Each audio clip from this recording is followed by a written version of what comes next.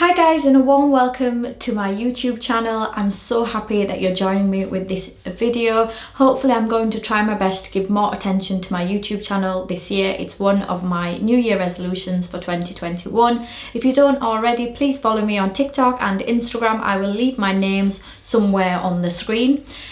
So kicking off with the new year, I'm going to be sharing with you the 10 life lessons I learned in 2020, and hopefully I really hope that this video will provide a little bit of insight into how my year went, and you guys will get to know me better as well, because this year was probably the most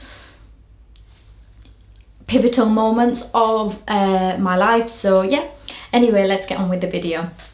So starting off with the beginning of 2020, work was kicking off, and I'm a self-employed optometrist, for those of you that don't know, which basically means I'm responsible for assessing the ocular health of a patient.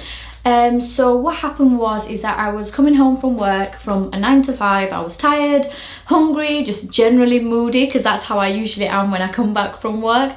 And I walked through the door, and it was Haroon's day off, and the first thing he said to me was, is this what he meant was everything that we had in life, like the house that we were in, our monthly earnings, the job that I was in, just in general, was life all that I had ever wanted? And the reality is that this wasn't the case, and this question made me quite uncomfortable, to be honest, because it forced me to reckon with the truth that I wasn't happy where I was in life. And at this point I was also doing a lot of reading, just like motivational and spiritual reading, and I came across the author Eckhart Tolle, I think that's how you pronounce his name, and he talks about how you have to be responsible for your own life and the outcome of it. And at this point, to be honest with you, I was very passive, like things were just happening to me as opposed to for me, and I felt almost like I was very indifferent to my situation, and yeah, I just wasn't really living my life with purpose. So this is where my journey began. In February, I decided to make the biggest investment on myself, and I went to go and get my Invisalign journey started. I'm still halfway through, but I really think that it was the best decision of my life, and I'm just so happy I did it. Now we're getting into March, and Haroon and I were celebrating our 4th year anniversary, and we were in Maldives and Dubai, and we were having such a good time that we kind of almost ignored what was going on when it came to C19, and we were kind of in our own little honeymoon bubble, if you'd like, although it was, you know, it wasn't our honeymoon, it was just our 4-year anniversary. Then when we came back to the UK, we were inundated with messages from loved ones, family and friends, just telling us about the current situation. And to be honest, I think we were quite shocked, and both of us, because we're self-employed, we were quite nervous about the outcome of our financial situation as well, like how would this affect our jobs and how would this affect our earnings as well. So then the lockdown happened, and our income was slashed to 0, and up until this point I had only one source of income, which was from my locum work. And the biggest life lesson of 2020 for me was to understand and appreciate that you can't just rely on one source of income. And this is where I decided to start looking into how I could earn multiple streams of income.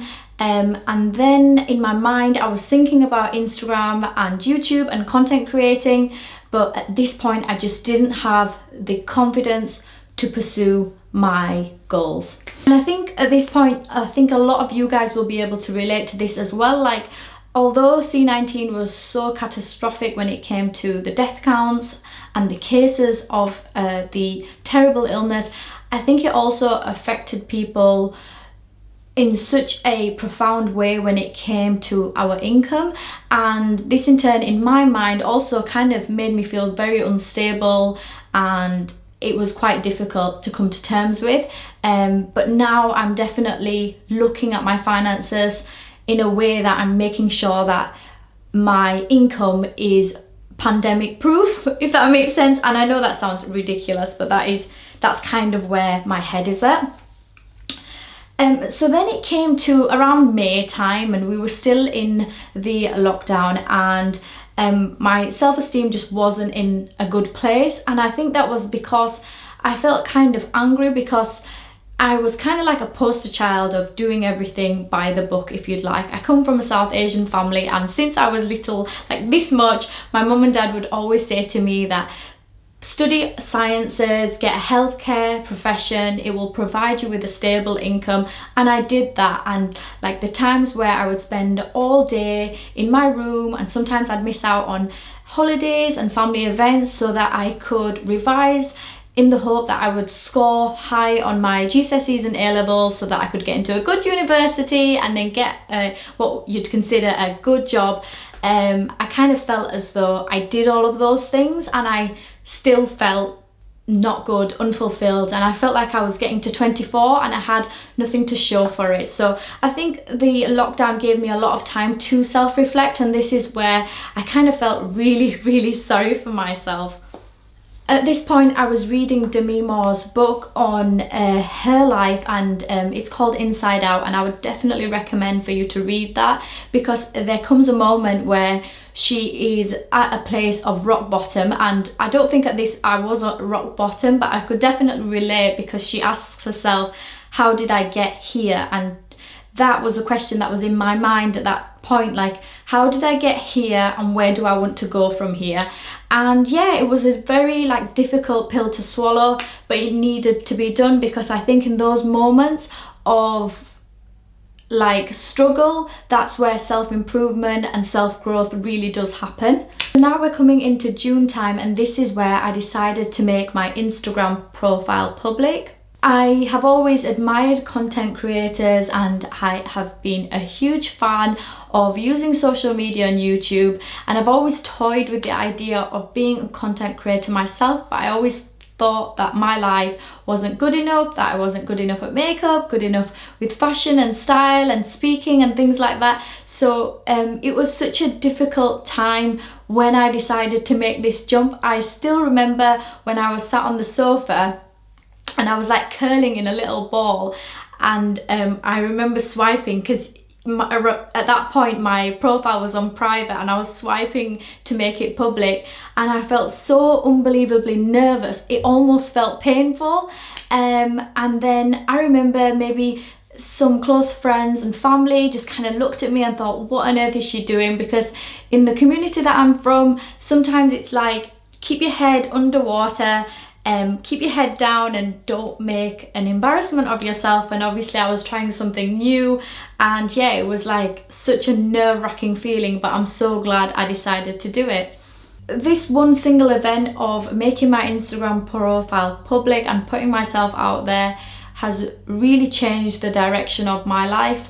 And I always think about the road not taken, in the sense that what if I just carried on caring about what other people thought, and just kind of not doing what I wanted to do and not following my life goals just because I was nervous about what other people would think of me.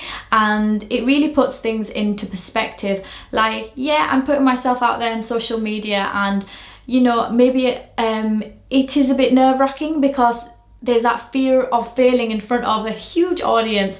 But now I just think I kind of like, I know this sounds weird, but I kind of like feeling a little bit uncomfortable, and for so long I never had that feeling, and now I'm just so used to it. Like, it would probably feel weird to not feel that way now. Like, even every time I post I'm nervous, and I think leaning into fear is sometimes, again, the best thing for self-development and growth. So come July, August time, I was posting content on Instagram, and it kind of didn't sit well with me. Like, I was getting adequate levels of feedback, but it wasn't me, it wasn't what I wanted to create, and I was kind of looking towards content creators for inspiration, but not really putting my own spin on it. And it was quite, I'll say it, you know, it was kind of boring content.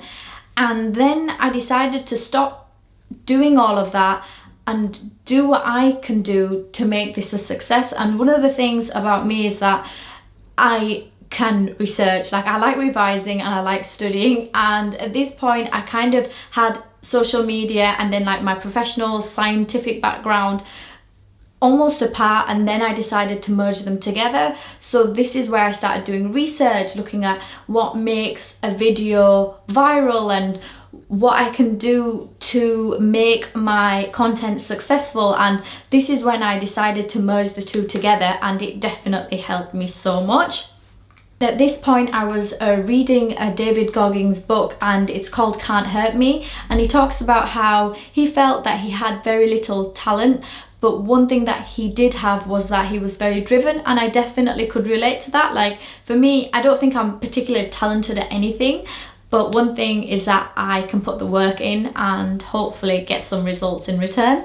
In August, I went back to work as an optometrist, and up until this point, work for me was I felt kind of stagnant and I wasn't growing, so I didn't really enjoy it. But then at this point, I decided to enjoy work and enjoy every interaction with patients. And I think at this moment, I realised that we were all stuck in the same bubble, in the sense that now I wasn't just a healthcare provider, I was also almost like a friend to people, because they had been isolating in their house for so many months alone.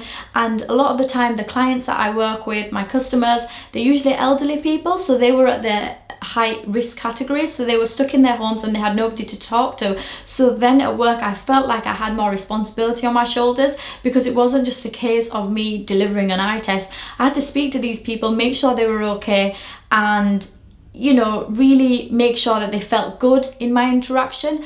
And at the same time, my eye test would consist of like 50% looking at the ocular health and seeing if they needed an update on their glasses, but the other 50%, like I was literally just chatting to people, and that really helped me as well, because when I wasn't at work I was kind of at home, so it was just nice to have that interaction. And it's so important for me. Like now I look at my optometry work and I really appreciate it, because it's a way for me to fund my other projects like Instagram and TikTok, and fashion content creating is not cheap. Like you have to buy clothes and accessories and keep up to date with trends and stuff like that. So yeah, like I'm just grateful that that is where I am. Then we got to halfway through the year and I decided to go for something that I've been wanting to try for the longest time. And I was like, do you know what? You've got some money aside, let's do it. So I decided to take sewing classes. And it was just a complete flop. Like I've always thought I would want to sew, but the reality is I'm not good at it. I didn't enjoy it, so I stopped. So one of the things I learned in 2020 was that it's okay to sometimes just stop something. Like you can start something, but if you don't enjoy it, just stop it. Like it doesn't mean you're a failure or anything like that, but at least you had a go, and if it didn't work for you, then just stop it and do something else instead.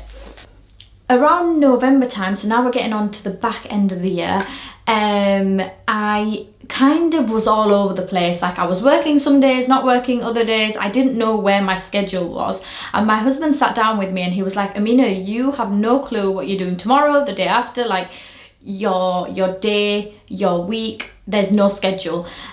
So then I decided to follow a strict schedule. So now I'm lucky enough, alhamdulillah, to work set days, and then I have days of content creating. Basically I have no days off, and that's difficult. Like, but at the same time, I'm in my 20s, I have the energy, and I feel like Instagram and TikTok and even YouTube, it just doesn't feel like work to me. Like I really enjoy it. So yeah, that was really important for me to just realize that I needed to have a fixed schedule. For me, I like organization and I like to know where I am, and I'm very much a creature of habit, and I like knowing when I'm waking up, what I need to do for the day, having like tick lists of things that I need to get sorted out. That is just the way my brain operates. I don't like chaos and mess. I like organization and structure. So now we're getting into December time, and for those of you that have come from Instagram, you may have realized that this is the month for me that has seen the most growth when it comes to my Instagram. And the reason why I think that is because now I am focused and I'm giving it all I can. And I think maybe before I used to do things half-heartedly, and now I just think, no, if you're going to do something, do it to the best of your ability. And it doesn't matter, like people might think, oh my god, she tries so hard, but the reality is, yes, I do try hard. Like I want to do the best I can, and I want to be all I can be 24/7. And I know that's not always the case, and I do have off days, but on my off days I will literally just sit and have a little bit of a sulk, a little bit of a whinge. I'll ring my mom and then I'll get back up again and try harder. And yeah, and also I surround myself with people that will call me up. Like if they feel like my content isn't up to scratch, they will call me up on it. And I think that's another important thing. Like now I've surrounded myself with a very small group of people, and they are like people that share my dream and want me to pursue my goals, and they're all very motivated. And yeah, like just cut out all the negativity in your life, and hopefully I'm coming into 2021 as strong as I can be. So thank you so much for watching. I really hope you enjoyed this video. Just to let you know, I've got a few other videos coming up. I'm going to do hopefully a sit down Q&A about optometry, because lots of young girls ask about this, and then I'm going to be doing some day in the life videos. And if you have any other suggestions for content, please let me know. I'll see you soon. Bye bye.